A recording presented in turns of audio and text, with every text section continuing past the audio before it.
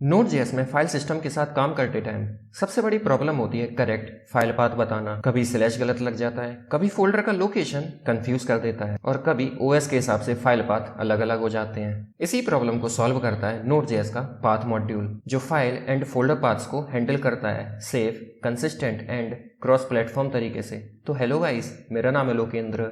आप देख रहे हैं लोकी अनलॉक्ड, जहां हम अनलॉक करेंगे आपकी ट्रू पोटेंशियल को। चलिए चलते कंप्यूटर स्क्रीन पर और शुरू करते हैं।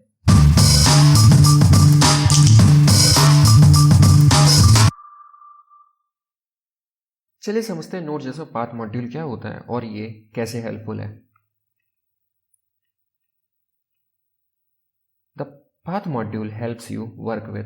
जो पाथ मॉड्यूल है वो हेल्प करता है फाइल पाथ्स के साथ काम करने के लिए, डायरेक्टरी पाथ के साथ काम करने के लिए, किसी भी एक्सटेंशन के साथ काम करने के लिए और रिलेटिव या फिर एब्सोल्यूट के साथ, एब्सोल्यूट पाथ के साथ काम करने के लिए। It solve OS path issues because जो विंडोज़ होता है वो बैक स्लैश का यूज़ करता है और जो लिनक्स और मैक ओएस होते हैं वो फॉरवर्ड स्लैश का यूज़ करते हैं। Path module makes your path cross platform and safe. जो पाथ मॉड्यूल है वो विंडोज़ या फिर लिनक्स एंड मैक ओएस के अकॉर्डिंग जो भी बैक स्लैश या फिर फॉरवर्ड स्लैश यूज़ करना है वो अकॉर्डिंगली यूज़ करता है और ये टोटली सेफ है। मान लो आपने पाथ मॉड्यूल का यूज़ नहीं किया और आपने फॉरवर्ड स्लैश लगा दिया जो कि लिनक्स और मैक ओएस में यूज़ होता है, तो फिर विंडोज़ में आपको प्रॉब्लम आएगी। इसके बाद है कि हमें पाथ मॉड्यूल को क्यों पढ़ना है, क्योंकि हम कोई चीज़ पढ़ रहे हैं तो हमें पता होना चाहिए ना कि हम क्यों पढ़ें। Avoid errors and work with forward slash and backward slash. जैसा मैंने थोड़ी देर पहले बताया कि जो लिनक्स एंड मैक ओएस होते हैं वो फॉरवर्ड स्लैश का यूज़ करते हैं और जो विंडोज़ है वो बैकवर्ड स्लैश का यूज़ करता है। सेफ फाइल पाथ, और अगर हम पाथ मॉड्यूल का यूज़ करेंगे तो फाइल पाथ जो है वो टोटली सेफ होगा क्योंकि क्रॉस प्लेटफॉर्म यूज़ करता है और ये नीडेड है इन HTTP servers, file uploads, file reading and writing and server static file. मान लो आपके पास कोई सर्वर है जिसमें आप कोई स्टैटिक फाइल को सर्व कर रहे हैं, तो आप उसमें पाथ मॉड्यूल का यूज़ कर सकते हैं फाइल का पाथ बताने के लिए।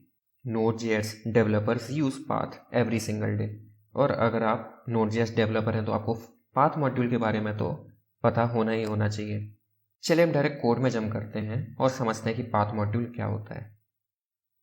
इस वीडियो के लिए जो मैं फाइल बना रहा हूँ वो है tude9.js, और हर वीडियो की तरह ही आपको इस वीडियो की फाइल की गिटहब रिपॉजिटरी का लिंक नीचे डिस्क्रिप्शन बॉक्स में मिल जाएगा। सबसे पहले तो हम क्या करेंगे, सबसे पहले तो ऑब्वियसली अगर हमें पाथ मॉड्यूल का यूज़ करना है तो हमें उसे इंपोर्ट करना होगा। हम लिखेंगे कॉन्स्ट पाथ इक्वल रिक्वायर, और पाथ मॉड्यूल जो है वो एक इनबिल्ट पैकेज है तो हम इसे सिंपली लिखेंगे, इंपोर्ट करेंगे नोड कोलन पाथ देकर। ये क्या करता है, ये रीडेबिलिटी को बढ़ाता है। उसके बाद अब जिन्हें नहीं पता कि हमने यहाँ पर नोड कोलन पाथ क्यों लिखा, हम चाहते तो हम सिंपली यहाँ पर डायरेक्ट अगर हम नोड ना भी लगाएं तो हम डायरेक्ट पाथ भी दे सकते थे, हमें इसमें कोई भी एरर देखने को नहीं मिलेगा। लेकिन जो भी इनबिल्ट पैकेजेस होते हैं उनमें रीडेबिलिटी को बढ़ाने के लिए अगर मीन्स कोड देखते ही हमें पता चल जाए कि इनमें कौन कौन से जो पैकेज है वो इनबिल्ट है और हमने यूज़ किए, तो उसमें हम नोट लगा देते हैं आगे। इससे हमें पता चलता है कि जो ये पैकेज है वो इनबिल्ट है। अब जैसे अगर हम किसी पैकेज को इंपोर्ट करें, मान लो हमने .env को इंपोर्ट किया जो कि मैंने ऑलरेडी इंस्टॉल कर रखा है। अगर हम यहाँ पर पैकेज.json में जाए तो हमने .env को इंस्टॉल कर रखा है। तो अगर हम इसे इंपोर्ट करते हैं, मान लो हम यहाँ पर लिखें .env, तो आप देखेंगे हमें सजेशन में नोड कोलन .env देखने को नहीं मिल रहा। लेकिन यही अगर हम पाथ को इंपोर्ट करें तो आप देखेंगे कि हमें नोड कोलन पाथ का सजेशन आ रहा है, क्योंकि जो पाथ मॉड्यूल होता है वो एक इनबिल्ट पैकेज होता है। इसके बाद है पाथ के कुछ बेसिक फंक्शंस जो आप यूजुअली यूज़ करेंगे, जैसे कि path.join। अभी path.join क्या करता है, path.join में हमें पाथ्स देने होते हैं डिफरेंट, और इन सारे पाथ्स को वो आपके सिस्टम के अकॉर्डिंग ऐड कर देता है। कहने का क्या मतलब है, मान लो हमने यहाँ पर दिया फोल्डर, फिर हमने दे दिया मान लो सब फोल्डर, और इसके बाद मान लो हमने दे दिया फाइल का नाम, मान लो हमने दे दिया टेक्स्ट, और ऑब्वियसली हम स्ट्रिंग में देंगे text.txt। फाइल को सेव करेंगे और हम कोड को रन करेंगे तो आप देखेंगे कि जो आउटपुट है उसमें हमें बैकवर्ड स्लैश अपने आप ही लग के देखने को मिलेगा, क्योंकि जो मैं यूज़ कर रहा हूँ वो मैं विंडोज़ यूज़ कर रहा हूँ। विंडोज़ में मैंने बताया था कि बैकवर्ड स्लैश यूज़ करता है, तो इसमें आपको अलग से बैकवर्ड स्लैश या फिर फॉरवर्ड स्लैश एक्सप्लिसिटली लगाने की ज़रूरत नहीं है। जो ज्वाइन फंक्शन है वो अकॉर्डिंगली सिस्टम के अकॉर्डिंग आपका बैकवर्ड स्लैश और फॉरवर्ड स्लैश ऐड कर देगा। अब यहाँ पर जो ये ज्वाइन मेथड आप देख रहे हैं इसकी एबिलिटीज़ क्या क्या है, मीन्स इसका यूज़ तो हम कर रहे हैं लेकिन इसके और भी यूज़ केसेस क्या क्या हैं। तो इसका यूज़ केस एक ये भी है कि अगर मान लो आपने एक्सप्लिसिटली यहाँ पर फॉर बैकवर्ड स्लैश का यूज़ किया, हमें एरर देखने को मिल रहा है क्योंकि जावास्क्रिप्ट में जो बैकवर्ड स्लैश है उसको as a escape character use किया जाता है, तो हम यहाँ पर डबल बैकवर्ड स्लैश का यूज़ करेंगे। तो मान लो आपने डबल बैकवर्ड स्लैश का एक्सप्लिसिटली यूज़ किया है, अगर हम फाइल को सेव करें, कोड को रन करें तो हमें यहाँ पर जो है वो डबल बैकवर्ड स्लैश देखने को नहीं मिलेंगे। जो जॉइन मेथड है वो यहाँ पर जो डबल बैकवर्ड स्लैश है उसको इग्नोर कर देगा और यहाँ पर हमें सिंगल बैकवर्ड स्लैश ही देखने को मिलेगा। और ये क्या करता है, ये नॉर्मलाइज भी कर देता है पाथ। कहने का क्या मतलब है, मान लो आपने बैकवर्ड स्लैश की जगह फॉरवर्ड स्लैश का यूज़ किया। अब मैं विंडोज़ में हूँ, मैंने बताया था विंडोज़ जो है वो फॉरवर्ड स्लैश यूज़ नहीं करता, लेकिन अगर मैं फाइल को सेव करके रन करूँ तो भी आप देखेंगे कि हमें बैकवर्ड स्लैश ही देखने को मिल रहा है। इसके बाद है कि आप पार्ट डॉट ज्वाइन के साथ डायनेमिक राउट बना सकते हैं। मीन्स मान लो हमने यहाँ पर दे दिया कि फोल्डर का नाम दे दिया, मान लो मैंने फोल्डर का नाम दिया प्रोजेक्ट, उसके बाद मैंने मान लो फाइल नेम दे दिया, फाइल नेम में मैंने मान लो दे दिया text.txt।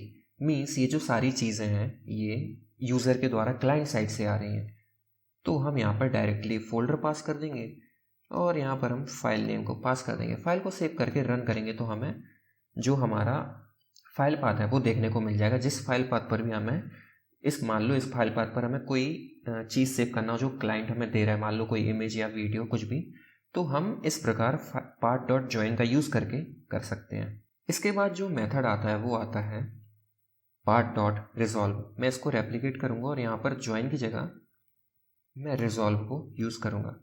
फाइल को सेव करेंगे, कोड को रन करेंगे तो आप देखेंगे कि हमें पूरा का पूरा एब्सोल्यूट पाथ देखने को मिल रहा है।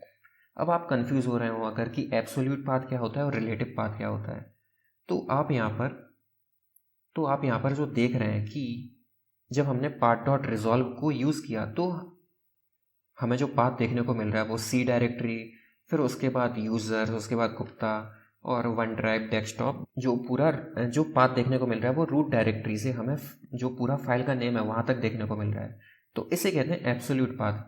उसके बाद ये जो आप देख रहे हैं कि हमने project dot text dot txt देखने को मिल रहा है, इसे कहते हैं रिलेटिव पाथ। मीन्स अगर मान लो हम यहाँ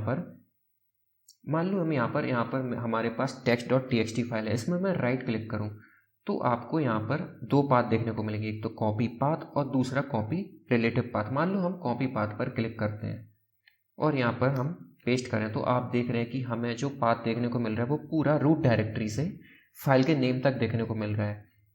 इसको मैं कमेंट कर दूंगा। उसके बाद मान लो हम यहाँ पर इस पे करें कॉपी रिलेटिव पाथ को कॉपी, और उसके बाद अगर इस रिलेटिव पाथ को मैं कॉपी करूँ तो हमें सिर्फ जो है वो उस फाइल का नेम देखने को मिल रहा है। अब रिलेटिव पाथ क्या होता है, हम जिस भी फोल्डर में होते हैं उस फोल्डर के बाहर जो भी हमारे फोल्डर स्ट्रक्चर होता है उससे जो पाथ होता है वो रिलेटिव पाथ होता है।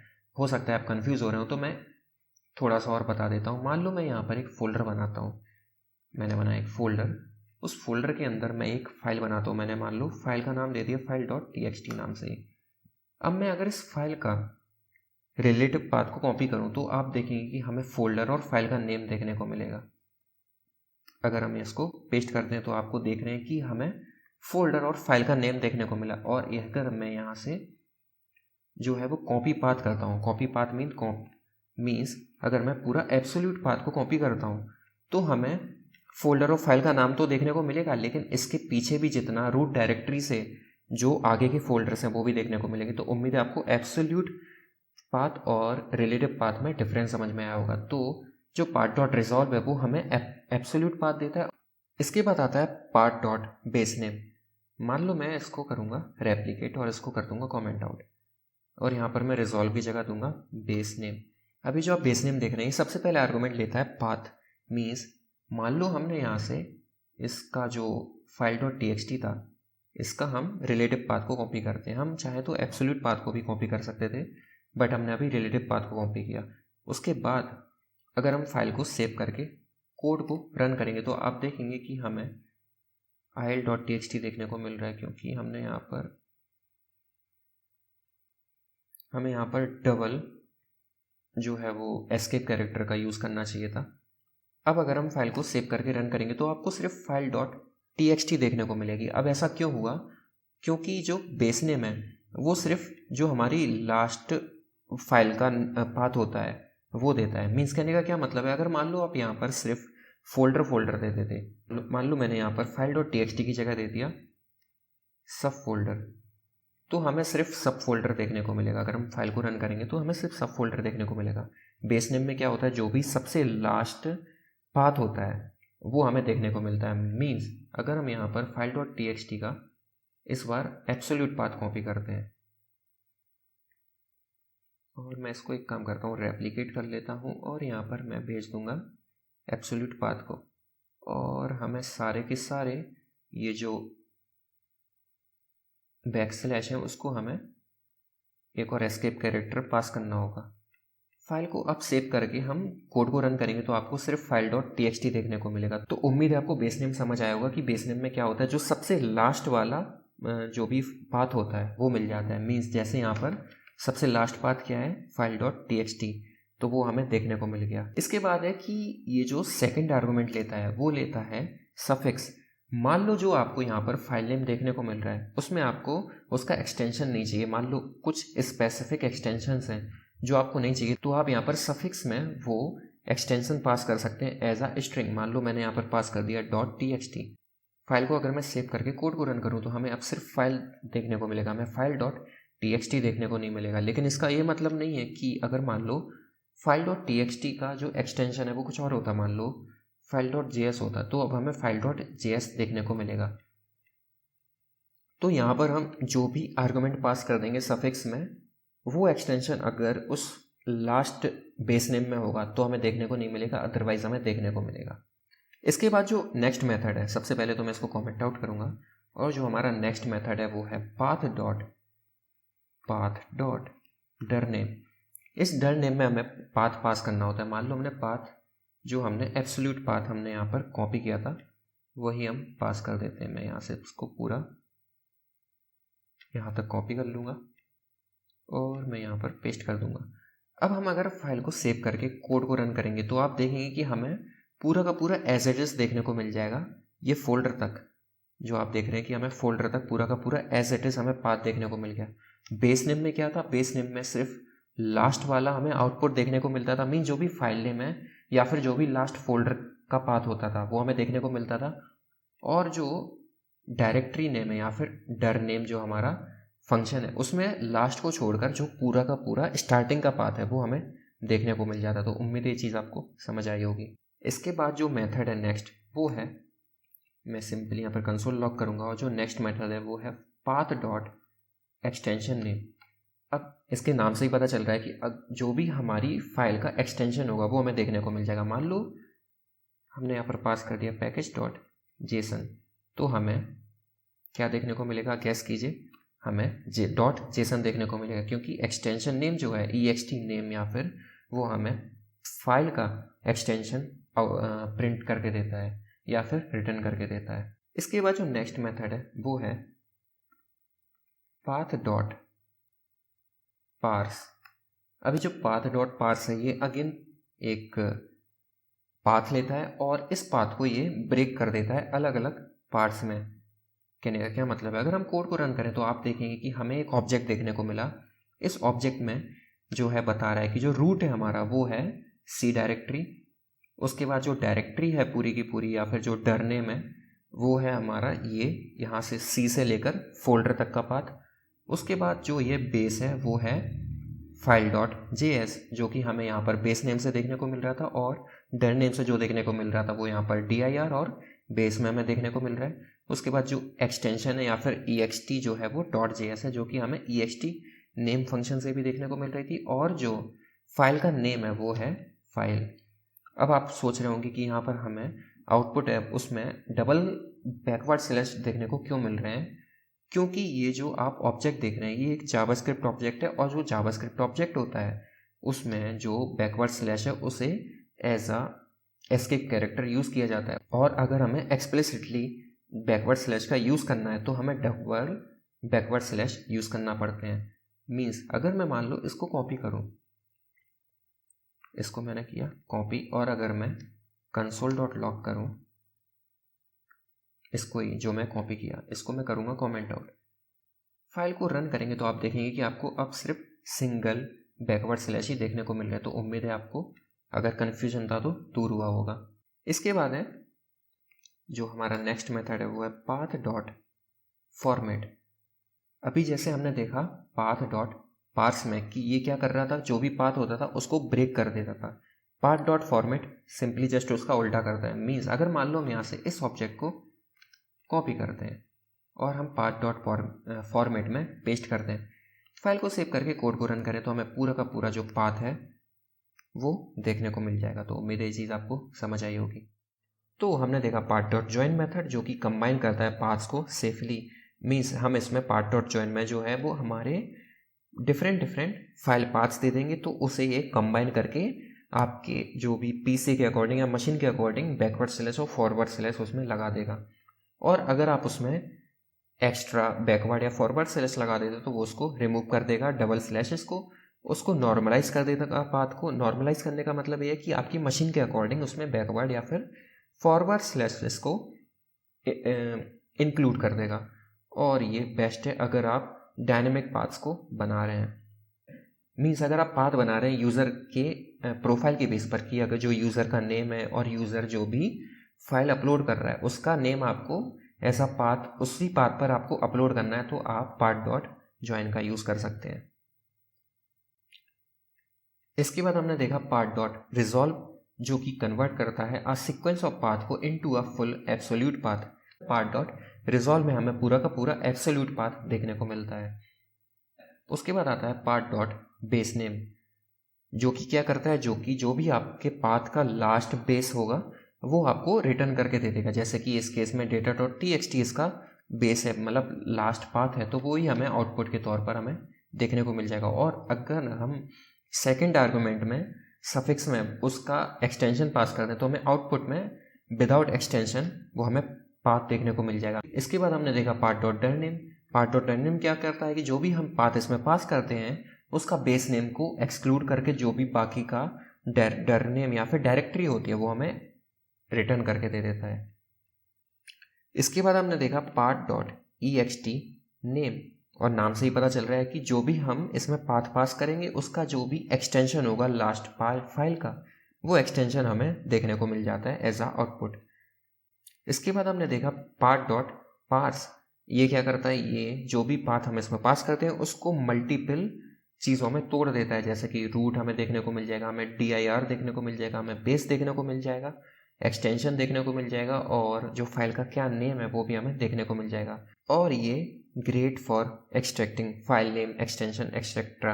अगर आपको किसी भी पाथ से फाइल नेम को एक्सट्रैक्ट करना है या फिर उसके एक्सटेंशन को एक्सट्रैक्ट करना है या फिर उसकी डायरेक्टरी को, तो आप पाथ डॉट पार्स का यूज़ कर सकते हैं। इसके बाद जो पाथ डॉट फॉर्मेट है वो पाथ डॉट पार्स के जस्ट अपोजिट होता है। जैसे पाथ डॉट पार्स क्या करता है, मल्टीपल चीज़ों में हमारे पाथ को ब्रेक कर देता है, तो और पाथ डॉट फॉर्मेट क्या करता है, जो मल्टीपल चीज़ों में ब्रेक हुआ है उसको अगेन एक सिंगल पाथ में कन्वर्ट कर देता है। इसके बाद है एक एग्जाम्पल यूजिंग अंडरस्कोर डैनिम जो कि जावास्क्रिप्ट में एक ग्लोबल ऑब्जेक्ट होता है। तो अभी तक जो हमने पाथ दी है वो हम मैनुअली लिख रहे थे, लेकिन क्या आपको मैनुअली पाथ देना पड़ेंगे? बिल्कुल नहीं। आप यूज़ करेंगे जावास्क्रिप्ट का एक ऑब्जेक्ट ग्लोबल ऑब्जेक्ट जो कि होता है अंडरस्कोर डैनिम। मान लो हम करते हैं console.log, हमने इसमें दे दिया अंदर पाथ डॉट ज्वाइन और इसमें हमने पास कर दिया अंडरस्कोर डैनिम। अब जिन्हें नहीं पता कि अंडरस्कोर डैनिम क्या होता है, उन्हें मेरी हमने पहला आर्गुमेंट पास कर दिया इसमें डर नेम। उसके बाद मान लो प्ले लिस्ट कर दी, स्टार्टिंग से एक्सेस करना चाहिए तो आपको जो डर नेम है वो बेटर में पास कर दिया। मान लो कोई फाइल का नाम, मान लो हमने फाइल पास कर दिया file.txt। फाइल को सेव करके कोड को रन करेंगे तो आपको अब जो है पूरा का पूरा एब्सोल्यूट पाथ देखने को मिल जाएगा। अब हमें मैनुअली जो है वो पाथ डालने की ज़रूरत नहीं पड़ी स्टार्टिंग से। तो आप जनरली जो है वो इसी डर नेम का यूज़ करेंगे अगर आप पाथ मॉड्यूल का यूज़ कर रहे हैं। और ये जो है वो बिल्कुल सेफ है, क्योंकि हो सकता है कि आप मैनुअली अगर पार्ट डालें तो आप गलत पार्ट डाल दें। और ये जो है वो आप किसी भी प्लेटफॉर्म पर यूज़ कर सकते हैं। मीन्स जैसा मैंने पहले ही बताया कि जो पार्ट डॉट ज्वाइन मेथड होता है वो बैकवर्ड स्लैश और फॉरवर्ड स्लैश को यूज़ कर लेता है मशीन के अकॉर्डिंग, और ये रिकमेंडेड भी है। अगर आप रीड या फिर राइट कर रहे हैं किसी फाइल को तो आपको हमेशा ही डर नेम का यूज़ करना है विथ पार्ट डॉट ज्वाइन। इसके बाद है कि अगर आप किसी स्टैटिक फाइल को सर्व कर रहे हैं यूजिंग HTTP मॉड्यूल तो भी आप यूज़ कर सकते हैं डर नेम के साथ पाथ मॉड्यूल को। तो हमने देखा पाथ डॉट ज्वाइन क्या करता है, कॉन्कैटिनेट कर देता है पाथ्स को सेफली। मीन्स हम उसमें मल्टीपल पाथ्स को देते हैं एज अ आर्गुमेंट और उसे वो कंबाइन कर देता है या फिर कॉन्कैटिनेट कर देता है। पाथ डॉट रिजॉल्व क्या करता है, क्रिएट करता है एब्सोल्यूट पाथ को। उसके बाद पाथ डॉट बेस नेम जो है वो हमें फाइल नेम देता है। पाथ डॉट डर नेम जो है वो हमें फोल्डर का पाथ देता है। पाथ डॉट एक्सटेंशन नेम हमें फाइल का एक्सटेंशन देता है। और पाथ डॉट पार्स क्या करता है, टर्न कर देता है पाथ को इन अ ऑब्जेक्ट। और पाथ डॉट फॉर्मेट क्या करता है, और बिल्ड करता है पाथ को फ्रॉम ऑब्जेक्ट। जो भी हमें पार्स से ऑब्जेक्ट मिलता है उस ऑब्जेक्ट से हम अगेन पाथ क्रिएट कर सकते हैं यूजिंग पाथ डॉट फॉर्मेट। तो ये था पाथ मॉड्यूल के बारे में ब्रीफ एक्सप्लेनेशन। अगले वीडियो में हम Node.js के OS मॉड्यूल के बारे में पढ़ेंगे। अगर वीडियो पसंद आई हो तो लाइक करें, नए हो तो सब्सक्राइब करें चैनल को और बेल आइकन को दबाना मत भूलिएगा। धन्यवाद।